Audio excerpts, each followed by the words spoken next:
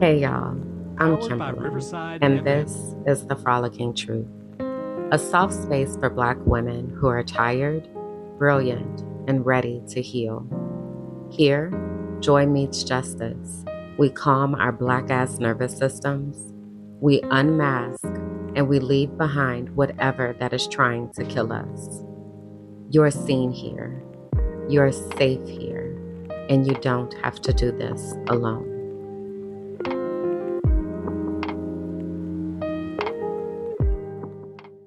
Hello there. I'm Kimberland. I don't know why I'm so nervous. It's interesting when you start a new thing, and though podcasting is not new to me, the space is new. Hi, welcome to the Frolicking Truth. Come in, find a comfortable spot, take a seat. I'm grateful to have you all here with me for episode one of the Frolicking Truth podcast for Black women who are tired, brilliant, and ready to heal, where joy meets justice and nervous systems get free. So, I do want to give a little bit of background about how this started and how we got here. I'm not new to podcasting. I have had many podcasts and currently have many podcasts. It is something that I love to do. I love to exercise my voice and use my platform to affect change in different areas. And it is kind of a little bit of an addiction, maybe a little bit, but it's something that I love to do. So, anyway, I was watching Amanda Seales' show, Views from Amanda Land. And for context, today is May 7th of 2025. My feet are currently planted in Medellin, Colombia, and I'll get into that a little bit later. But just for context, Amanda Seales is a public figure, actress. She describes herself as an artistic individual, and she has had to go completely offline to create a different space. And as I was watching her show, I felt inspired because I wanted to create a space that is dedicated to joy, justice, and healing our nervous systems. So I took to ChatGPT to organize my thoughts, and here we are.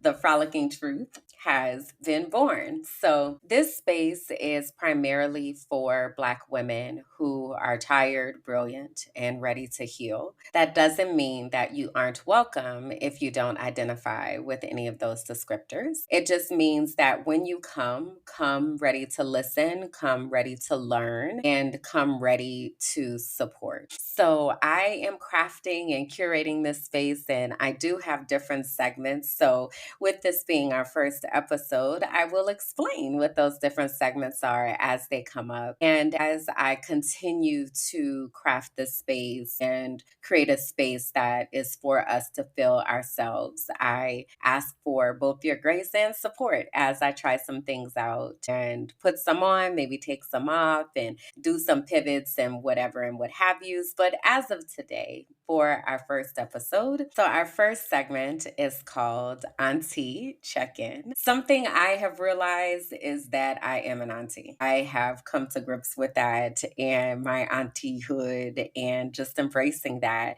and also embracing the wisdom that I have after being on this earth for 4 decades and some change. So, here the Auntie Check In. This is our weekly moment to take a moment to breathe, to take a moment to laugh a little, maybe cry a little, and just remember that we're not doing this alone. So, having said that, I do want to just take a moment to ground myself and center myself, and I invite you to do that with me. So, I'll take just a couple deep breaths here.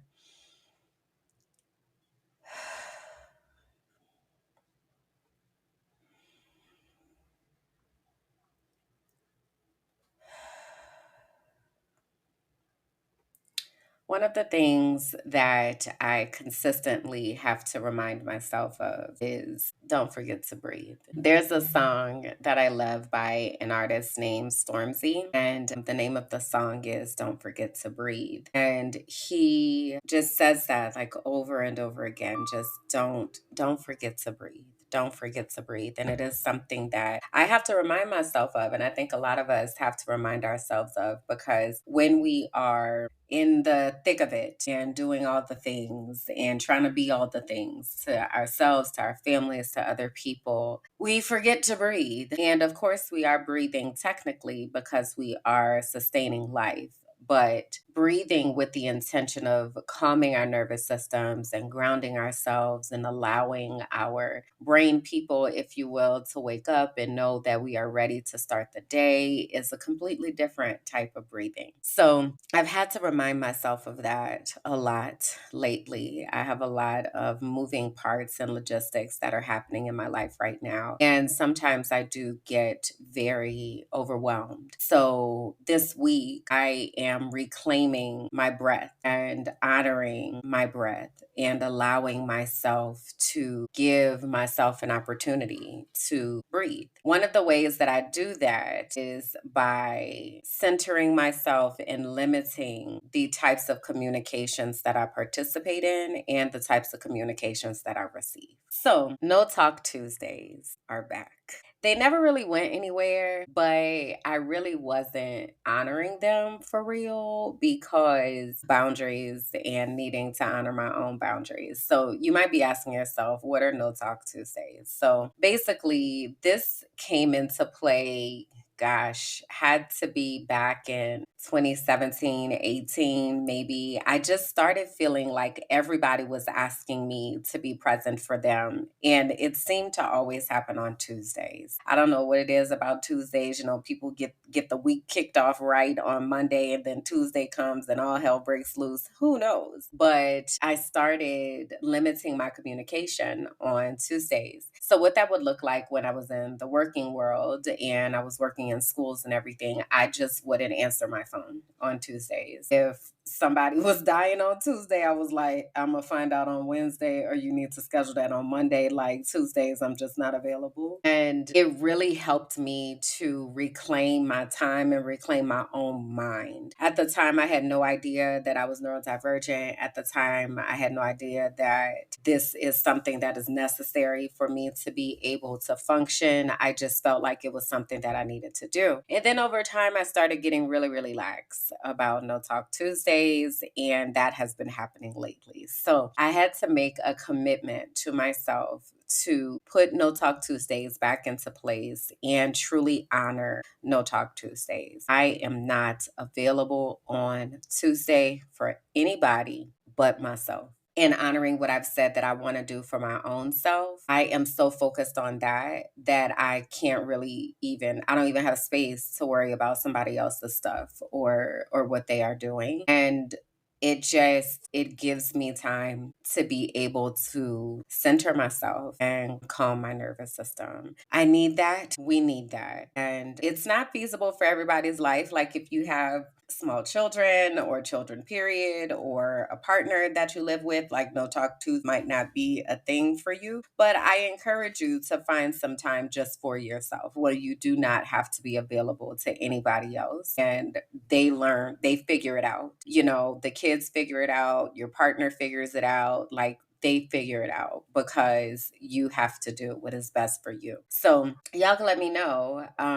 in the comments what you think about that and what that might look like for you to have some type of communication hiatus, if you will, so that you can give back into yourself. So the truth is, it's a lot that's going on right now. It is a lot that is going on right now. So if you are just finding me, let me just give you a little bit of background about the types of things that I do and the ways that I exist in the world. So I just mentioned a moment ago that I'm an educator. I've been an educator for almost 20 years now, which is wild. Wild. And I primarily taught when I was in the classroom. I taught science and 6th and 8th grades. So my classroom experience is primarily in middle school. I did that that for some time. And then after I did that, all of that work was in Tampa, Florida, in Hillsborough County Public Schools, which is now the seventh largest school district in the United States. So I did that work. I also mentored first and second year teachers as well as administrators and helping them to support first and second year teachers. So I did that for a while.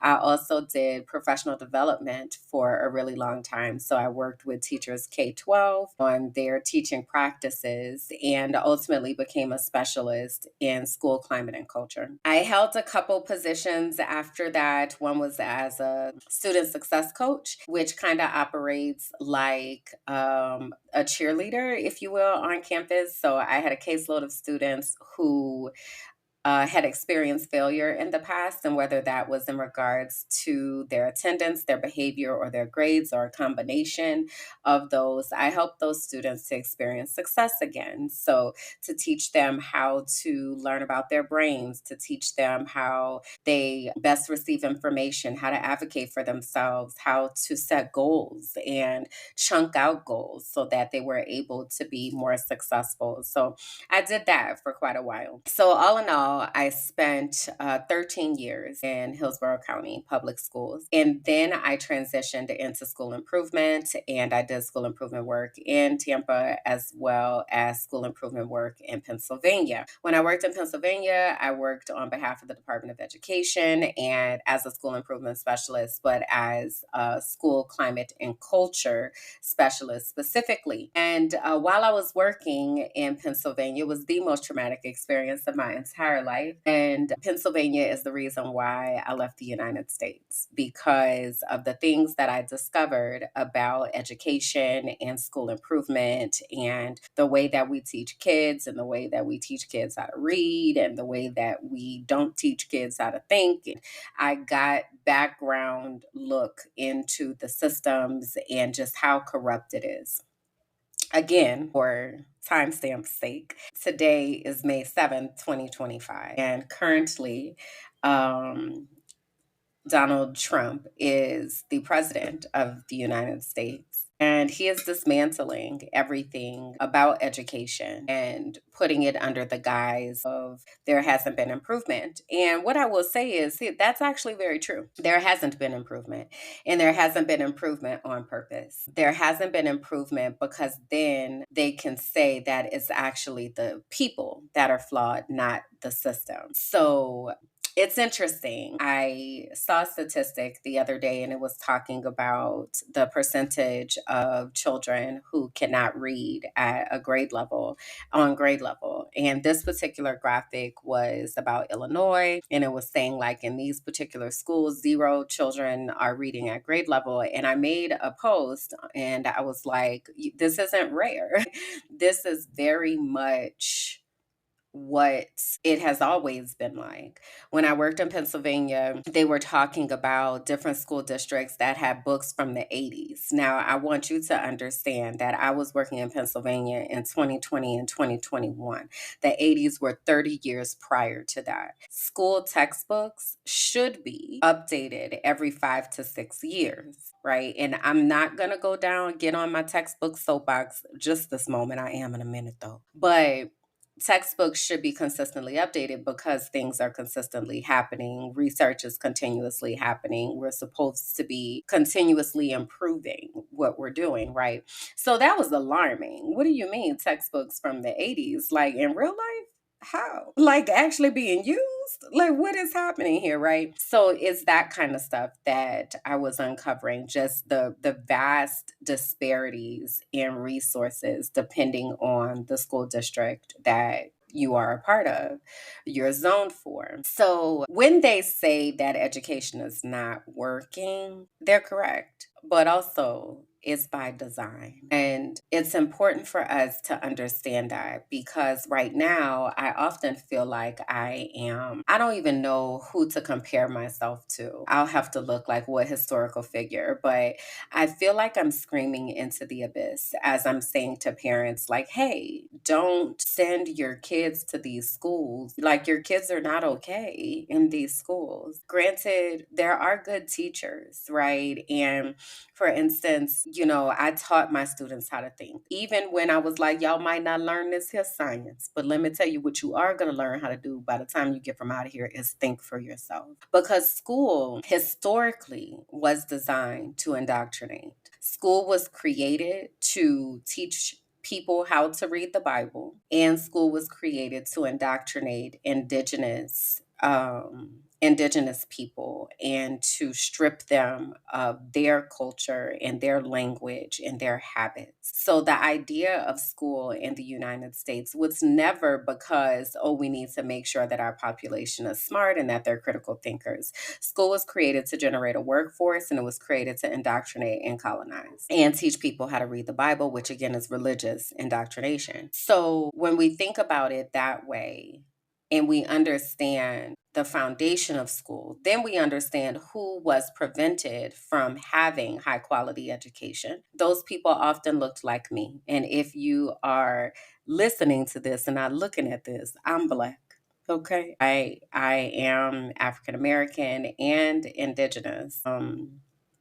School was not created for us. School was not created for people like us. School was not created for our children. School was not created for us to be able to see ourselves. That is not why school was created. So though there are good teachers, the system, the foundation, the institution of education has always been rooted in white supremacy culture. And it's interesting because now I live in Colombia, and I am for the first time getting a global understanding of how different things impact each other, of how, especially right now, there's a shifting of world powers that is happening, and there are trade agreements and tariffs and like all kinds of things are happening in order to try to broker power. And it's making me very aware of how the things that are happening in the United States have global impact, and how things that happen in the globe have had global impact on the US. It's also making me very aware of the type of propaganda that we have been subjected to our entire lives in the US, and the fact that they lied about everything. I will pause here and say I grew up very patriotic. I grew up like, I'm proud to be an American, or at least I know I'm free.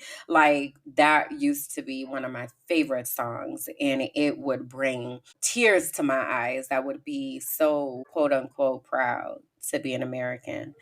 And over the course of life, I was trained to be that person. I was trained to not ask questions, to just receive what is being told to you. Do what I said, not what I do. And it was a combination of in school as well as in my home. And what that did is it caused me to internalize a lot of things and do my best to just follow directions because I saw that's how I was staying safe. But I always had questions. And once I got into education as a certified educator, I really started having questions about the ways that we teach children. And I just decided that I was going to teach my kids different. And when I say my kids, I'm talking about every student that I ever taught. Those are my kids. And I will call them my kids because my success was tied to their success, and their success was tied to my success. And I took and still take a lot of pride in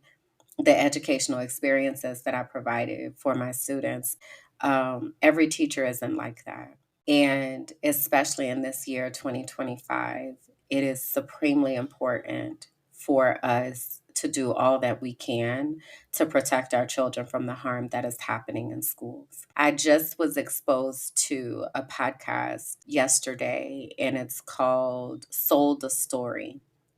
And it's talking about how we teach children how to read, and how this company sold this story of they were teaching kids how to read when really they were teaching kids how to guess and how to use context clues to try to figure out what things are saying, as opposed to actually reading words. So not sounding out words or phonics, but just what do you think that word could be? And then after so much time, they recognize these different words, but they're not fluent readers. Reading comprehension is not there because they're not reading for understanding. They're just reading a collection of words. And this company sold this story across the United States and had billions of dollars in contracts as they were supposedly the premier company for teaching children how to read. And that didn't happen. Even though science said this is not how people learn, this is not how kids learn, this is not how someone learns, they still continue to do that. And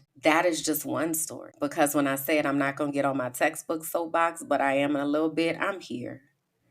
Textbooks are written by the people who control the narratives. We were told, let me speak for myself, because I don't know what your educational experience is like. You're going to have to tell me in the comments, because we was learning different things at different schools. That's what I want you to know. So as for Kimberland Jackson, I was taught in a very segmented and siloed way. Things didn't necessarily connect, especially when we're talking about history, social studies. I hated it historically, hated everything about social studies and history because my teachers would stand at a map and with a yardstick and they would just point at countries. And my social studies understanding really became about regurgitating information, rote information. This is where these things are on the map, and this is the language, this is this, that, okay, we're done with that. It was not taught with a critical understanding and a critical eye. I was taught not to ask questions. I was taught to receive information and spit the information back out.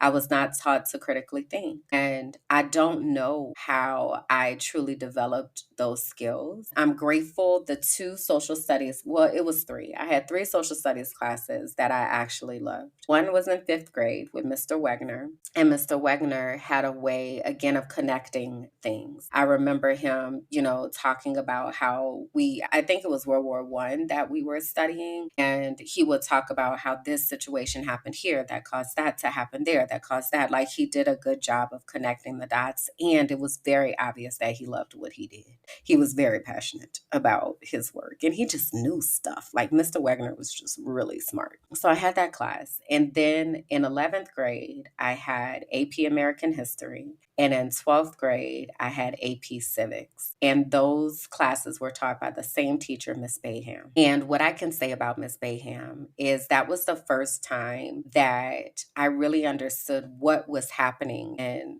these different historical events that we were studying. What happened in the Boston Tea Party? Why was that such a big deal? What does taxation without representation mean?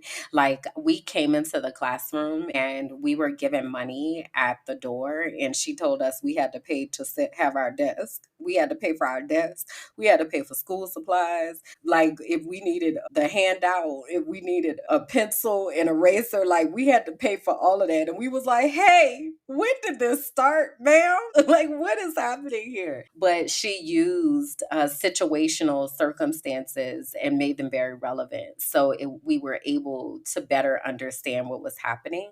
And I, as someone who historically hated social studies, was able to better understand. School is not really taught like that. And when we just send our kids to school and expect that the school is doing what the school said that they were going to do, we are leaving our kids in great harm. So I urge you, if you are a parent, a caretaker, someone who has a young person who is in school that you care about, please get involved. Please ask about what they are learning, especially now. Like in Florida, they're teaching that slavery was beneficial it was mutually beneficial because the slaves, they're not calling them slaves, they're calling them unpaid workers. The unpaid workers got food and shelter. So it was mutually beneficial. This is what they're teaching in school.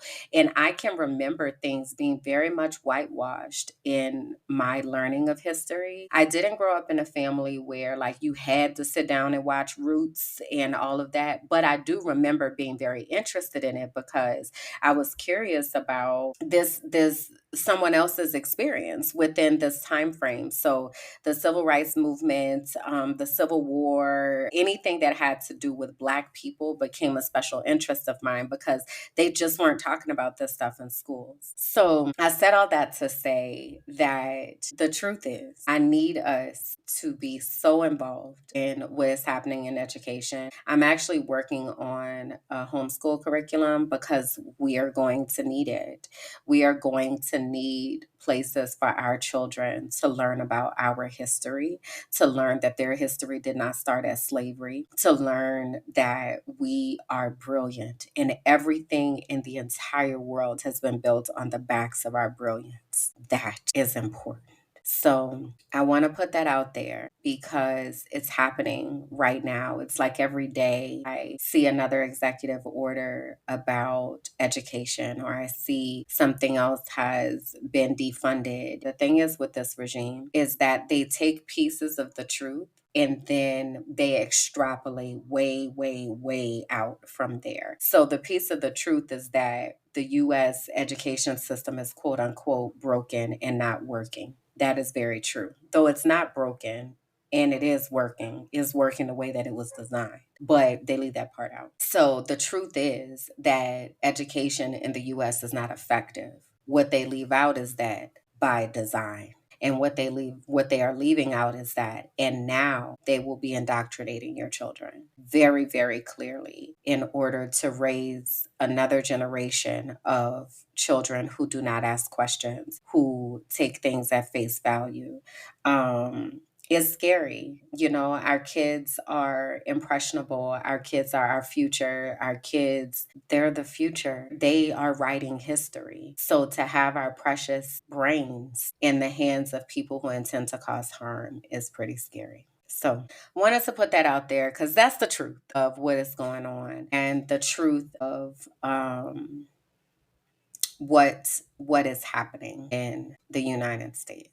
Now, having said that, thank you for attending that lesson. Our next segment, or the next thing that I ask from you, is for you to have a soul work assignment. So our soul work assignment is something that we are doing towards something, right? A purposeful reflection. It connects you to your own healing. It can be all sorts of things, and it will be all sorts of things. But for this week, your soul work assignment is for you to ask yourself, what is your role in this fight, in the resistance? What does that look like? And what does that sound like for you? I did a live back in 2020 where I talked about, it was during the height of the Black Lives Matter movement. And I talked about how everybody can't be on the front lines of the protest. For example, I am somebody, I cannot be on the front lines because I don't know when to stop. I don't know how to just accept injustice and be all right with it. I don't know when to shut up. Like, I would be in great danger if I was at an actual physical protest because I get worked up and I get so mad.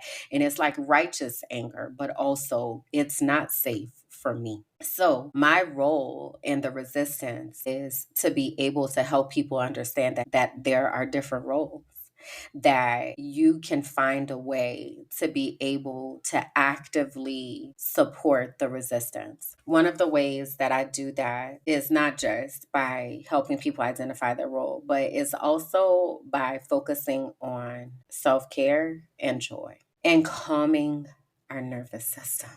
Because the tactic is that if I can keep you so off balance and I can keep your nervous system dysregulated and I can keep you in survival mode, you're not able to think. You're not able to. As someone who is very passionate about brain research, one of the things that I know is that when our brains are operating in survival mode, the only question that we're asking is, am I safe? And if we cannot answer that question affirmatively to move on to the next question of saying, am I connected? We just stay in that zone of, am I safe? And even if we are able to move from am I safe and then we ask ourselves, am I connected? If there's so much divisiveness that is happening and people that we once thought were safe people are not safe people, then no, we're not connected. But the only way that we can ask ourselves, what can I learn, or how can I strategize, or how can I be creative, is for us to be able to be safe and connected. So the tactic is to keep us unsafe and keep us disconnected. That way, we'll never have the biological capability to learn anything new or to be able to strategize. So I said all that to say, I am curious about two things. What is your role in the resistance? And what are you doing to stabilize your nervous system to create a sense of safety? Because it is absolutely necessary for not just our survival, because I would like to think that we eventually are going to be able to move out of a place of survival, but for us to be able to care for ourselves and care for each other and be in community. We really need to know how to stabilize ourselves so that we can strategize and so that we can protect ourselves. So, again, your soul work assignment for this week are those two questions. What is your role in the resistance? And what are you doing to help to calm and stabilize your nervous system? Breathing is something that we talked about earlier, and that's a free thing that you're able to use to be able to stabilize yourself. Okay. So, yeah. All right. So, now that we got that out of the way, all right, it is now time for us to have a little talk about what it might look like for you to pack your bags. Okay. So, I told y'all I live in Medellin, Colombia. And I have been outside of the US. I left the US on October 9th of 2021. So it has been almost 4 years, which is wild. This time has gone by really quickly, but also has felt like forever all at the same time. But I left the US, y'all, because I needed to save my life. I realized that my nervous system was in shambles and my mental health was in shambles. And there was no way that I was going to be able to continue doing the work that I do. So remember, I am a school improvement specialist, and I specialize in school climate and culture. And school climate and culture is all of the stuff that's illegal right now. So talking about diversity, equity, and inclusion, and belonging, and justice, and social emotional learning, and trauma informed practices, restorative practices, all of the things that help us to stabilize ourselves, to calm our nervous systems, to manage our own emotions, to respect that other people have emotions and lived experiences, to build positive relationships, responsible decision making. All of that stuff is the stuff that I specialize in, and that's all the stuff that the people have now made illegal. So, if I wanted to continue doing that work, I knew that I could not do that work and also be living in an environment that was consistently attacking me for doing that work. So, I decided to leave. And there are many people that are often asking me about leaving and what that looks like and what that sounds like. And what I will say is that it is much easier than you may think that it is, especially when you are not tied to things and places. And I am someone, I've never been tied to things and places, especially after Hurricane Katrina and losing like all my childhood memories and our childhood home and like all of that. It's like this stuff could be gone at any minute. So it's easier for me than some people to just be like, okay, bye. Right. So that's one thing. But the hardest thing is really making that decision and understanding where you want to go and what type of environment is going to give you the ability to be able to create that type of life for yourself. So I wrote a dream journal. It's called Professional Frolicker Dream Journal. So I am a professional frolicker. Okay. So frolic means to play and move about cheerfully, excitedly, or energetically, embracing joy. I love that. So I'm a professional frolicker. That is what I talk about when I am talking to people. When I am about is what I try to keep at the forefront of my mind is really making sure that I am creating time for joy and creating time for play and creating time to be cheerful and excited about life. right? So I wrote this journal, and it's called the Professional Frolicker Dream Journal. And you are able to get a copy of the Professional Frolicker Dream Journal by attending one of my Finding Peace Abroad information sessions. So if you go to findingpeaceabroad.com, you are able to sign up for one of the information sessions where I will be sharing different tips and things for how you can leave the US or your country of choice, if you will, and create a life that actually brings you joy at a soul level. So you can do that, or you can book time with me on my calendar. So again, if you go to findingpeaceabroad.com, you can scroll down. There's time for you to jump on my calendar, and I can help you to develop a personalized strategy for you to launch your exit. I've helped people leave little as 90 days, but it is possible to leave in as little as 30 days, depending on where you at and what you got going on. Again, it's not as hard as we think it is. But anyway, back to the journal. So in the Professional Frolic Dream Journal, I ask you a series of questions that really helps you to center down on the things that you need in order to create this life that is going to bring you joy at a soul level. So the first question that I want to deal with today is, what brings genuine joy to your spirit? What brings genuine joy to your spirit? So I want you to imagine a life where you can just be without the fear of being misunderstood, without having to worry about how somebody might perceive you. What does that feel like? What does that sound like? What does that look like? How can you use your five senses to describe that joy? So, being the teacher that I am, I want to give you an example for what that looks like, sounds like, and feels like for me. So, again, our question is, what brings you genuine joy? Okay. So, what I will say, what brings me genuine joy, a few things. And I want to shout out Tyra Gardner, who is a mental health specialist that I worked with. And she was the first person that really got me thinking about the environmental factors of what brings me joy. And it actually happened around the time that I was coming to Medellin. So, I visited Medellin for the first time, I believe it was like April 19th of 2021. And I was telling her, like, I'm going on this trip. I'm stressed out. She knew everything that was happening at work. And she was like, when you get there, I want you to pay attention to what in the environment makes you feel genuine joy. And for me, it's nature and plants and being able to hear like a water babbling brook or something, or like running water, or the rain, for instance, here in Medellin it's misty. It's like if you were to mist a plant, it's that type of rain, like it's really light. It also brings me joy to have peace and enjoy just having the sounds of nature be the thing, and that not being disrupted by construction and motorcycles and loud cars and all of that. Like, I appreciate being able to hear the birds sing and to hear the wind blowing. Like, that brings me genuine joy. I get genuine joy from doing things like blowing bubbles. Bubbles make me happy. So, so happy. They make me feel like a child. I remember in New Orleans, we would go to the Children's Museum and there was a bubble display. And at one of the things, you can stand inside and then you can put yourself inside of a bubble. Favorite thing ever. Loved it so much. So bubbles bring me joy, right? So your responses can be anything of that. Good smells like eucalyptus brings me joy, and the smell of mint and certain incense brings me joy. And it feels in my spirit like calm and peace.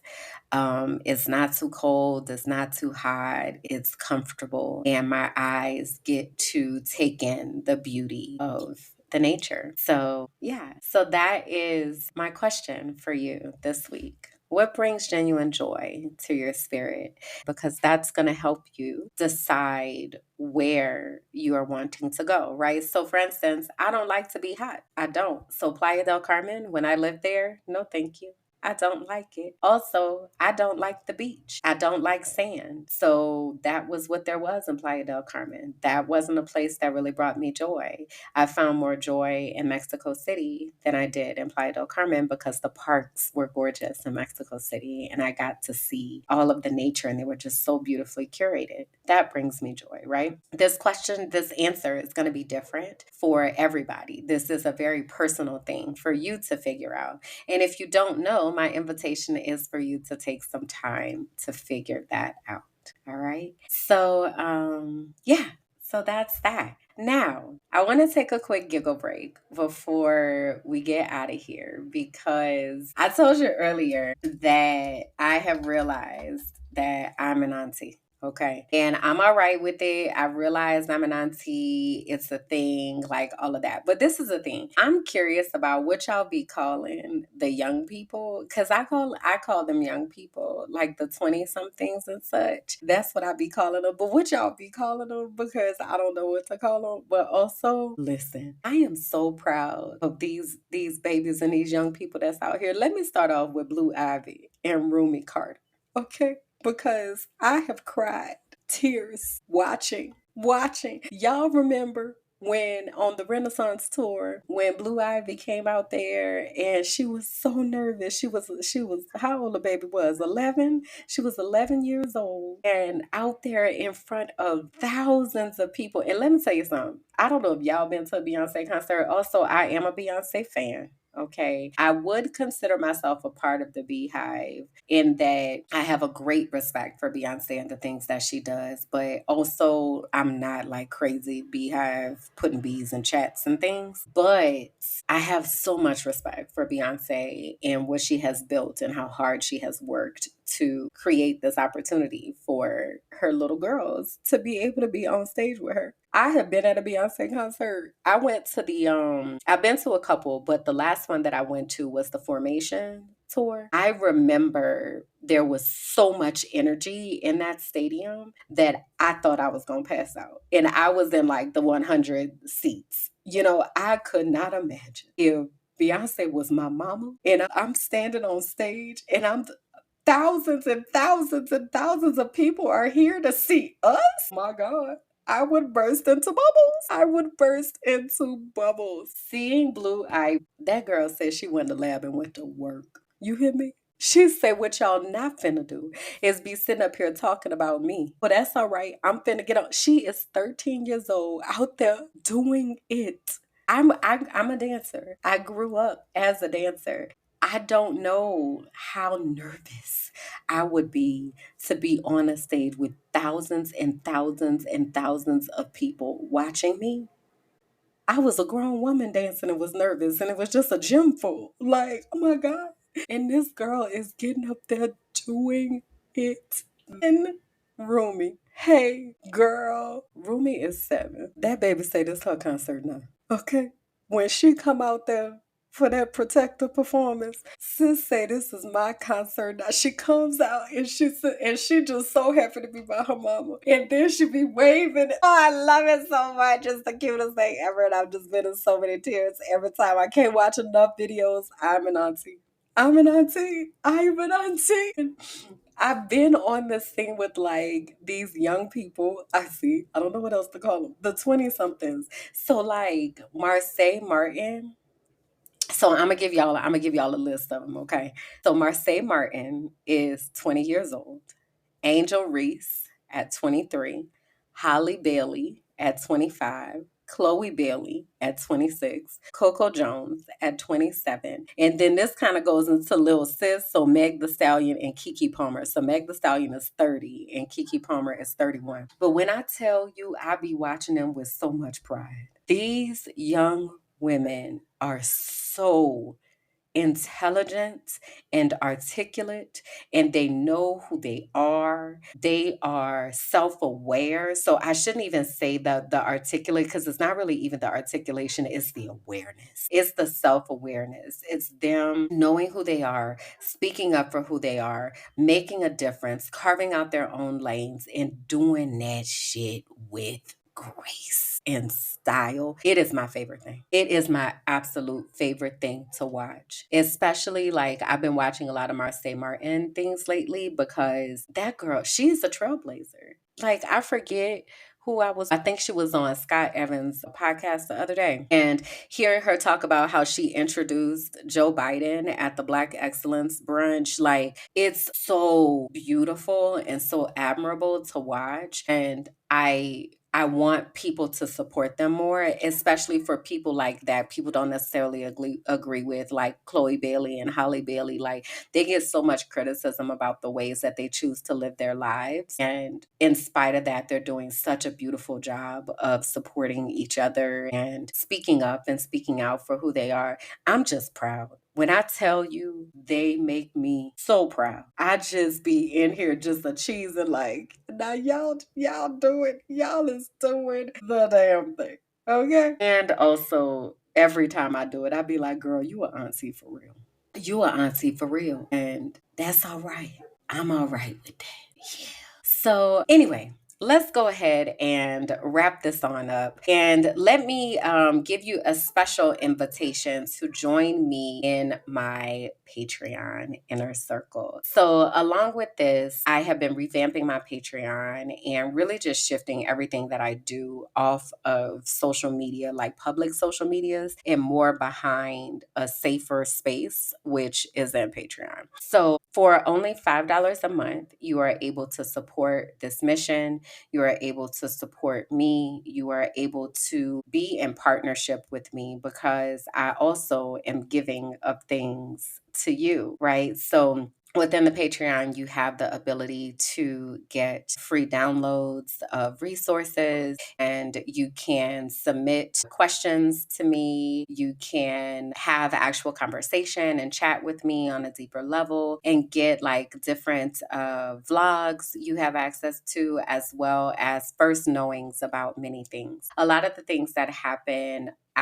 outwardly on YouTube are things that happened about a year ago. So in my Patreon is where you get the right now things that are happening and the exclusive invitations to be a part of the things that are happening right now and the ability to invest on the ground level for the things that I'm working on. So I mentioned that I'm working on the homeschool curriculum and building this community. The healing circle is something else that I've been working on for Black women who have experienced burnout, who are neurodivergent, who are tired, brilliant, and ready to heal. Okay. So I do those healing circles every other Saturday. And if you go to tinyurl.com/Black Women Healing Circle, then you will be able to get that information. Let me see if I have that here yep, tinyurl.com/Black Women Healing Circle. Then you'll be able to be a part of that healing circle. And again, that is something that I am doing kind of behind the scenes. It is a space that I'm crafting out specifically for us and specifically for people who need this type of support. But anyway, you get all of that exclusive information by being a part of my Patreon. That's how you know what everything is happening. So if you go to patreon.com/minding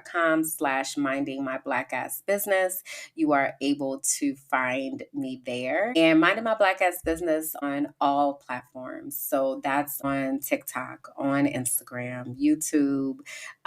If you search Minding My Black Ass Business, you go to mindmybblackassbusiness.com. There I am. Okay. Also, though, you can go to kimberlandjackson.com to learn more about me, to learn more about Discover Your Destiny, to access my blogs. That is where I first started finding my voice and where I first started talking about the different things that have happened in my life and where I've really logged that information. So you're able to check that out there and at Kimberland J on Instagram. And if you are feeling generous and you're like, no, I don't really want to join the Patreon, but I would like to give you a little something, a little love offering or whatever, you can find me on Cash App at $Kimberland Jackson or on Venmo at Kimberland-Jackson.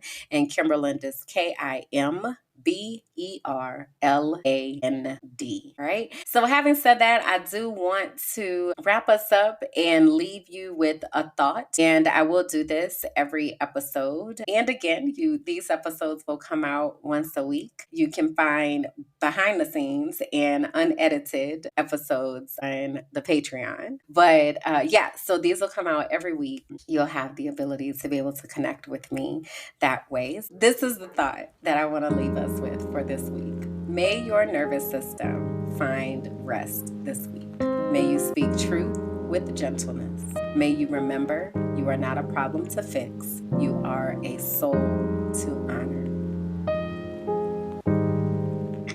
Thank you for listening to The Frolicking Truth, where joy meets justice and our nervous systems get free. Please be sure to like, rate, and comment. Subscribe to the YouTube page, Minding My Black Ass Business, and follow me on all social platforms. Until next time.